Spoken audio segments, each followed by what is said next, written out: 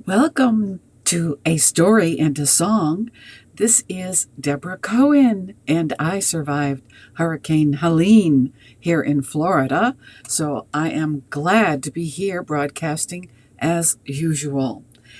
Today's topic is very helpful for those that are struggling with stray thoughts in the mind, people that can't focus like my husband who has ADHD. And it's essential to have control of your mind. So today we're going to talk about what does meditation, mindfulness meditation, music, and jeepers, I forgot the third one. Anyway, if you're interested, it's one thing to control your thoughts, but it's another thing to try to remember them. Okay. All right. So what does mindfulness meditation and music have in common? And why do we achieve it? And how? Let's talk about it after this brief message.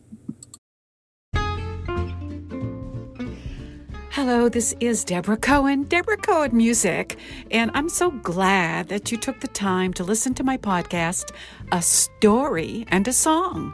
It's about my life to share some wisdom and some mistakes, hopefully that we can learn from together and laugh at maybe, starting in the 80s in a new wave rock band in Boston with 2 singles that are still available on Spotify. Boston Nights and Dreamin'. And then on my worldly journey that we're all on, I morphed into a spiritually dominant being where I am a truth seeker and write songs of praise while having one foot in the world writing sync music. So listen up and share.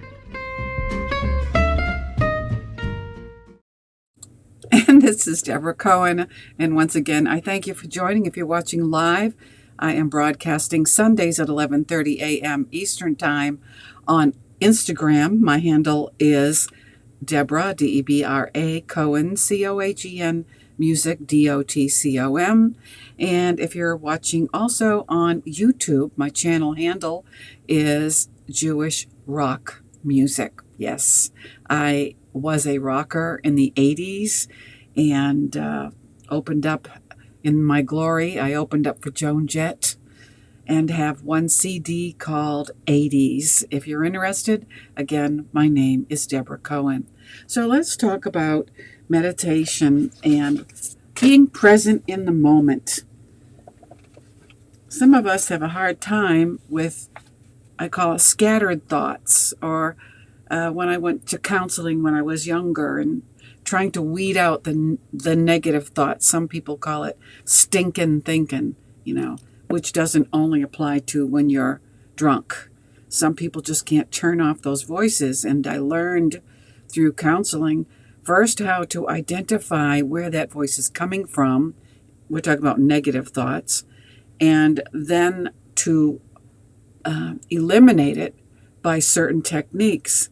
And one of them that we're talking about is meditation. Now, there's more than one kind of meditation, so I'm talking specifically about mindfulness meditation. And this interests me as a musician because one of the things that I have battled with in my music career is stage fright, worried about what people think of me when I'm up there trying to share my art. There's always people out there that are going to say something nasty no matter where you go. You can't live your life letting people control you with their negative thoughts that they tell you about. Those people are everywhere. And it seems like, you don't have to go very far to find them. They're in today's media.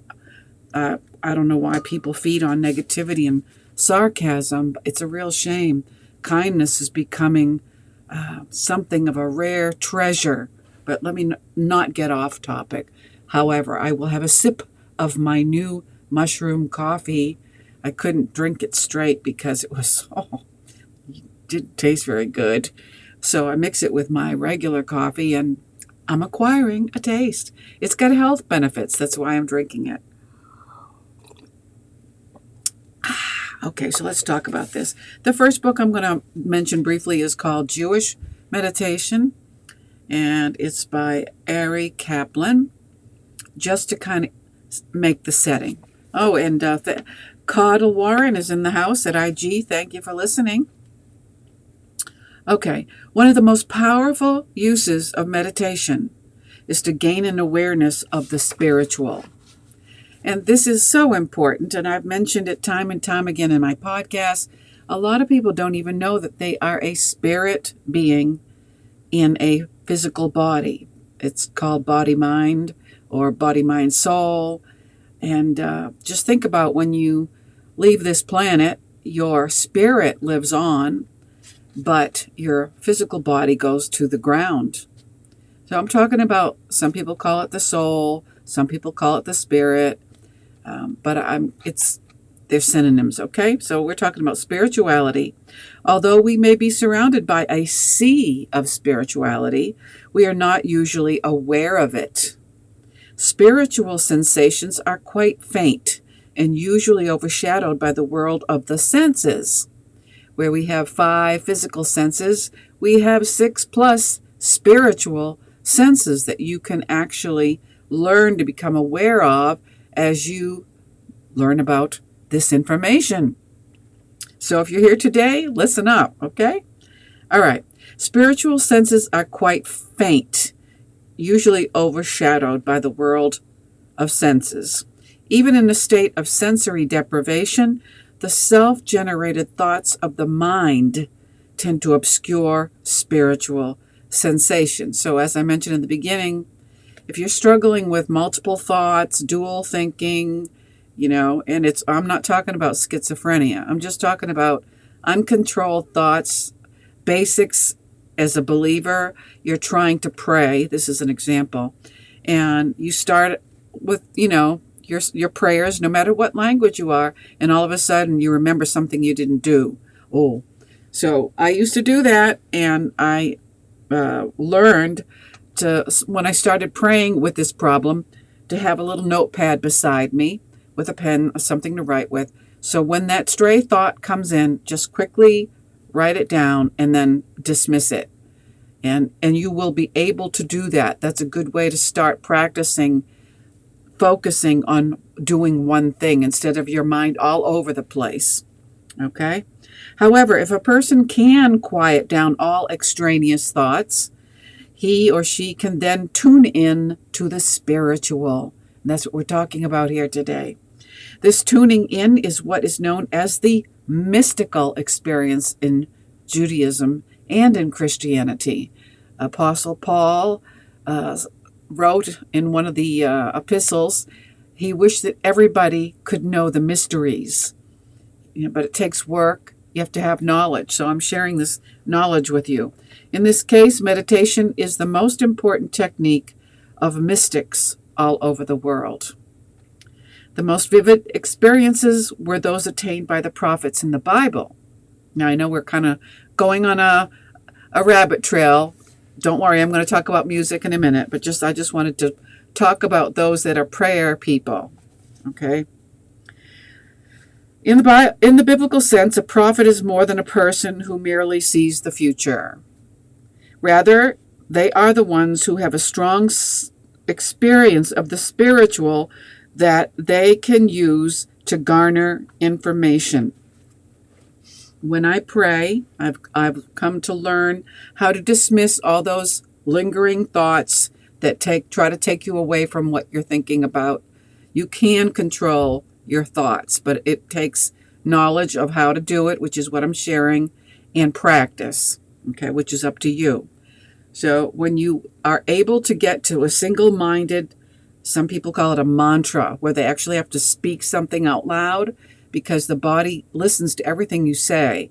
So if you choose something to meditate on or something that you want knowledge of from the spiritual realm, you say your request or statement or positive thought out loud and repeat it under your breath and think about it.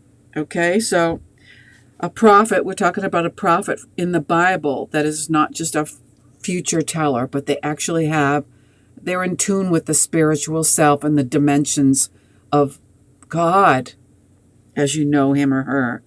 Rather, the prophet is one who has such a strong experience of the spiritual that he can, I'll just use he, so don't get hung up on he, she, it, whatever, that he can use it to garner information in the spiritual sense. Sometimes this information includes knowledge of the future, hence the popular conception of a prophet as one who sees what has not yet occurred. Nevertheless, the true prophet has access to many other truths besides knowledge of the future. It is important to realize the important role that meditation plays in the careers of the prophets of Israel. On its highest level, meditation can provide a person with an experience of God. This is what I'm talking about. It's bliss when you can achieve this experience, and I've also achieved it as a musician in a band, playing with a group of musicians that are just connected because it's family, friends, and they all know how to play in the groove. We used to call it the groove in the hippie days. Play in the pocket. It's a slang for musicians that you all know where the one is, and if you're a musician, you know exactly what I'm saying. It creates a euphoria. This is certainly the highest possible spiritual experience, to experience God in prayer. I'm flipping around, so stay with me. Our perception of God is often clouded by ego and anthropomorphism. Anthropomorphism, I don't use that word very much, so that we tend to see God as a mirror image of ourselves. Imago Dei in Latin, B'Tselem Elohim in Hebrew, the image of God in English, the Bible. By freeing the mind of these encumbrances, meditation can help us to open our minds totally to the experience of God. I do it, so I know this is true. In many religious traditions, including Judaism, this is the highest goal of meditation. So meditation is not to merely think about words, but to speak these words to God and welcome in his presence. So if this interests you, it's from the book Jewish Meditation by Aryeh Kaplan. Now let's segue, which is another musical term, into this book that I've been reading by Daniel Levitin called I Heard There Was a Secret Chord. Okay. I heard there was a... No, I'm not going to start singing. Okay, so listen up, people. The elephant in the room, the existential quandary, as it were, is what to make of different meditative states. Mindfulness meditation prompts its practitioners to dwell in the continuous present, gently observing their thoughts, emotions, and bodily sensations with curiosity, devoid of judgment or preconception. This is the state that most musicians aspire to when playing music. And as a musician, I can say this is true. It's lovely to be able to, and I'm telling you, because for me it takes work. I was not a very confident young musician. I relied on drugs and or alcohol to blur out those negative faces and thoughts around me and within me. But it cost me my career because I didn't control the drugs, if there's such thing as controlling them. They controlled me, and I lost my way. So one of the reasons I'm sharing this is to help people that maybe have stage fright and they can't get up there unless they're half in the bag. I opened up for Joan Jett and in Boston in the 80s, and that woman has her stuff together. She's still out there performing today. And I just got lost in the party wagon. But I'm here to make a comeback, and I'm sharing my mistakes so maybe you can learn from them and not do what I did. But when you're young, you're not going to listen to people anyway, right? Okay. For both meditation and playing music, this means that the brain needs to deactivate circuits associated with self-consciousness and with judgment. The finger-wagging school teacher in your brain that is saying that's terrible. Or like my mother said, your singing is terrible.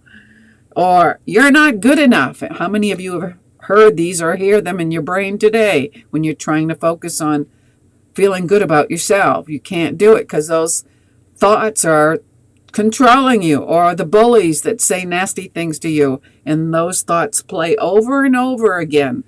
Been there, done that. Okay, so that school marm is useful when you're editing, but another word I don't use here, anathema to creativity and spontaneity. Yeah. Okay, so I've already explained it in general terms. I'll talk about me trying to get up there on stage, and somebody said something nasty about me. Maybe they were joking. That sarcasm is really a sickness. A lot of people exalt Mark Twain because, he sold a lot of books, but he was a drunk and he was very sarcastic. Sorry if I offended one of your favorite authors. I can't deal with sarcasm. My mother was sarcastic, and so I'm hypersensitive to it. And I don't like to be around people that are sarcastic. They think they're, telling a joke, and they lace it with their anger or not feeling good about themselves. And they put other people down because it makes them feel better about themselves. Those are called bullies. They're everywhere, even in, congregations. All right. Neuroscientist Charles Limb of UCSF, then at Johns Hopkins University, found this when he put jazz musicians in a brain scanner and asked them to improvise over difficult chord progressions. During improvisation, he found deactivation in the region that is associated with effortful problem solving and self-consciousness. Okay, and this book really gets into technical terminology, which I'm going to skip over because I want to keep it general, because if this is a topic that you don't yet know, I'm not going to do a deep dive today. It's just to introduce you to this book. I heard there was a secret chord, and I'm going to skip ahead. While I'm looking for my next page, I'm going to share with you a commercial, and I'll be right back.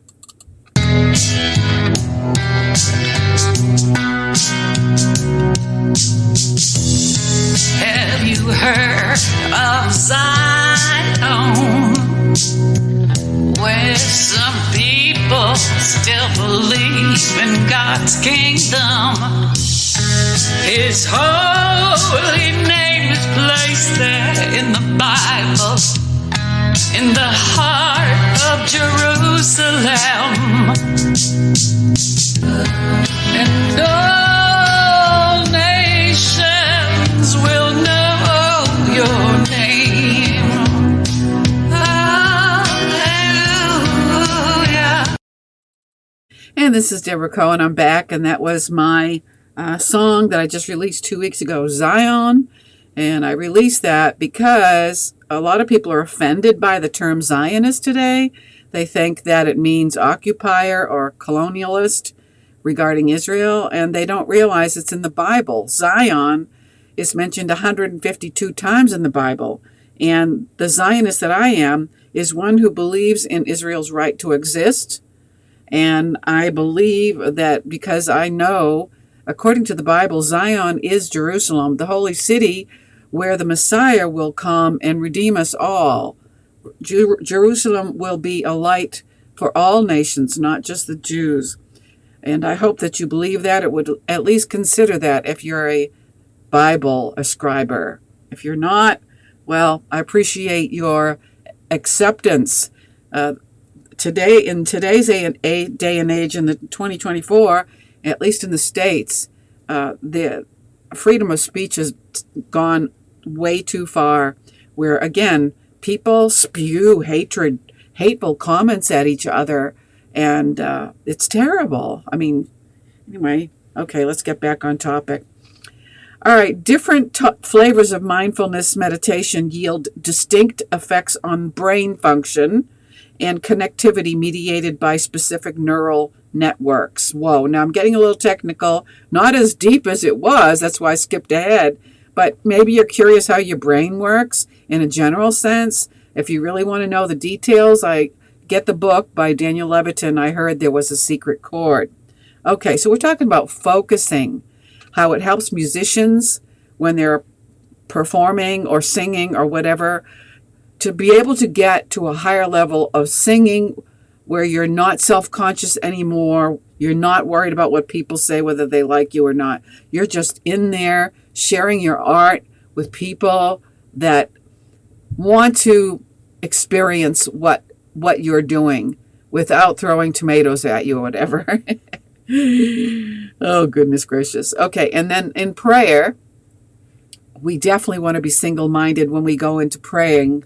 And if you can't do that because of the negative thoughts, well, there is a way to get rid of those negative thoughts, fight them off.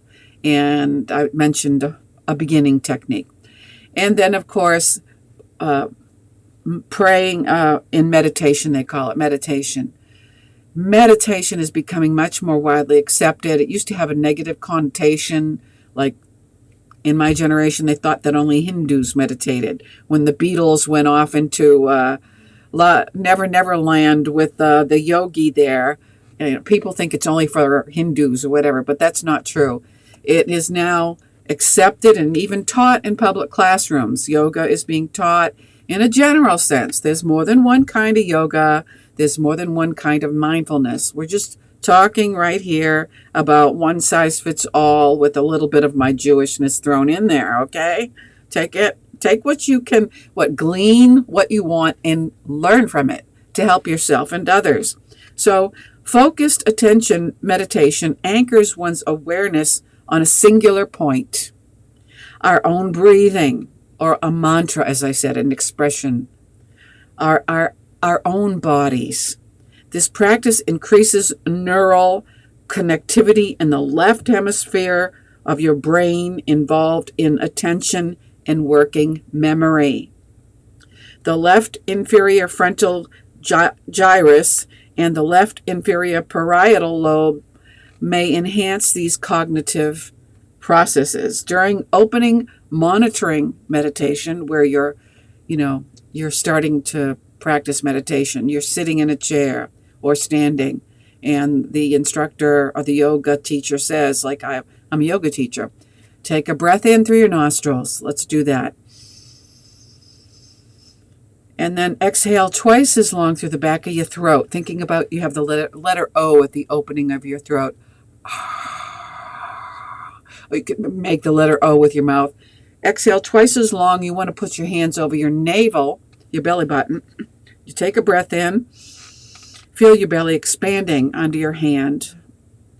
And then exhaling twice as long through the back of the throat.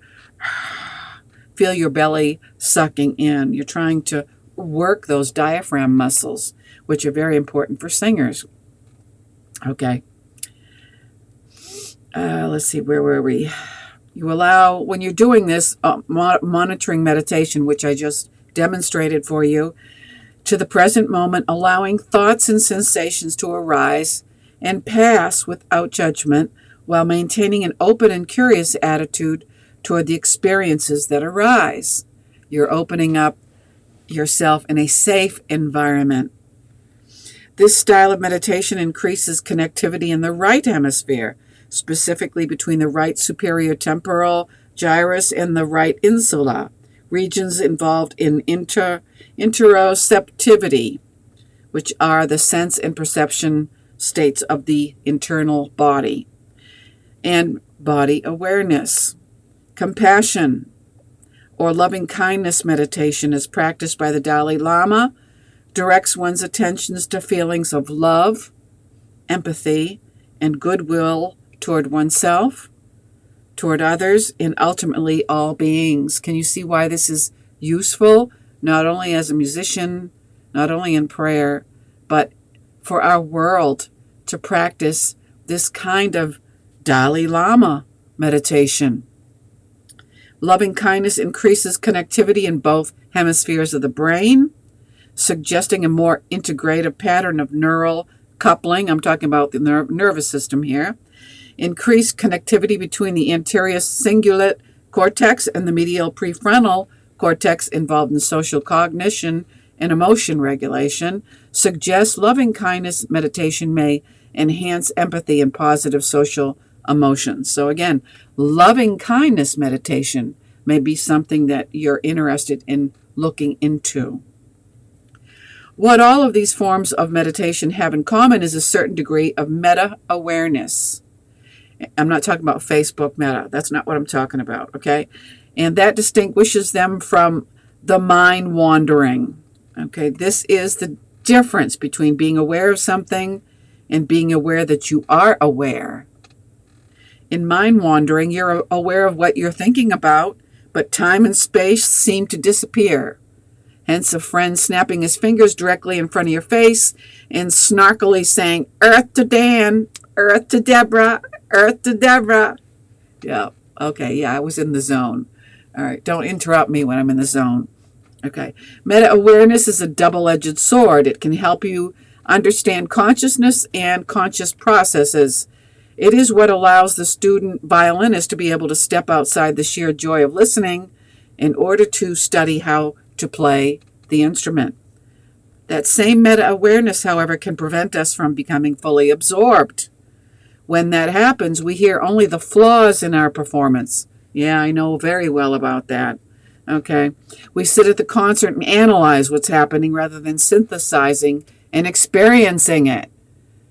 You know, the critic that's in the audience and makes a big deal because you tripped over your guitar chord or whatever. You know, take a loving kindness meditation class, please. Okay. Richard Davidson frames it this way. I'm talking fast because I'm running out of time and I have to go to a rehearsal.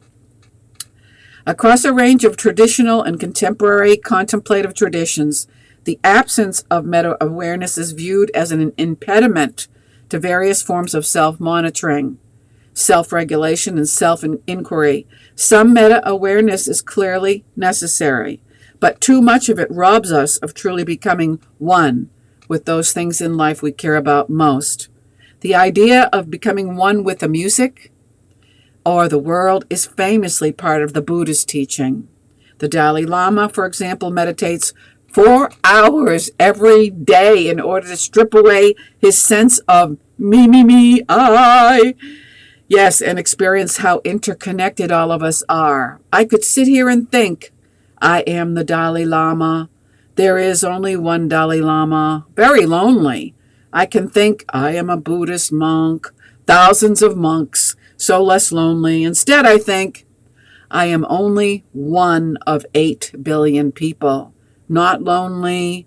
These aren't just words for him. He lives this, practices it, and finds great calm and compassion without sacrificing either awareness or meta-awareness. To pull off this trick of having both at the same time can take a lifetime of practice. And that's where I'm going to end this wonderful book. I heard there was a secret chord. This is for us to realize we're not alone in this world. We need to change the dynamics of debating. The art of debating taught in public high schools, at least it's supposed to, is, the lawyers know this very well, to debate without being snarky. But I don't think, in this day and age, one of my favorite TV shows, Suits, is all about lawyers that are nasty to each other. And I'm like, after a while it gets old. Seriously, let's try to practice loving kindness. It's a lifetime. It's not, I'm there now, so I don't need to practice anymore. It's a lifetime practice. Could you possibly meditate for 4 hours a day? I couldn't. My schedule doesn't allow it. But carve out some time in your schedule, you and me, to practice good thoughts. Think on only those things that are pure, lovely, noble and of good report.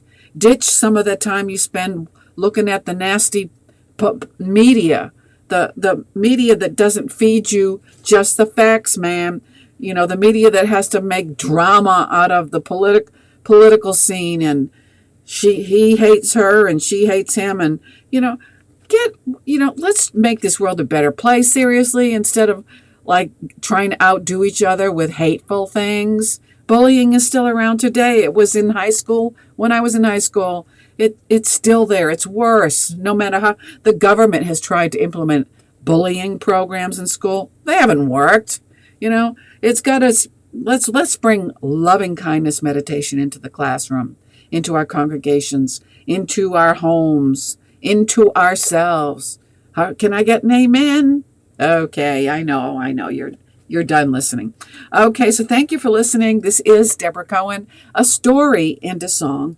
I hope you will share this with somebody. Maybe you want to tell somebody that's always complaining, like in a congregation even. They come in and they got to unload on you. Maybe you can share this podcast with them and they'll get the hint maybe about trying to speak good words to other people. Don't unload on your friends. Go to a shrink, okay?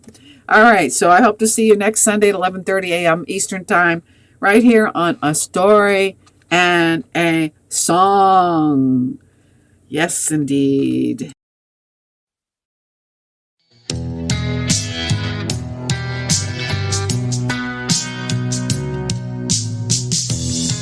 Have you heard of Zion, where some people still believe in God's kingdom?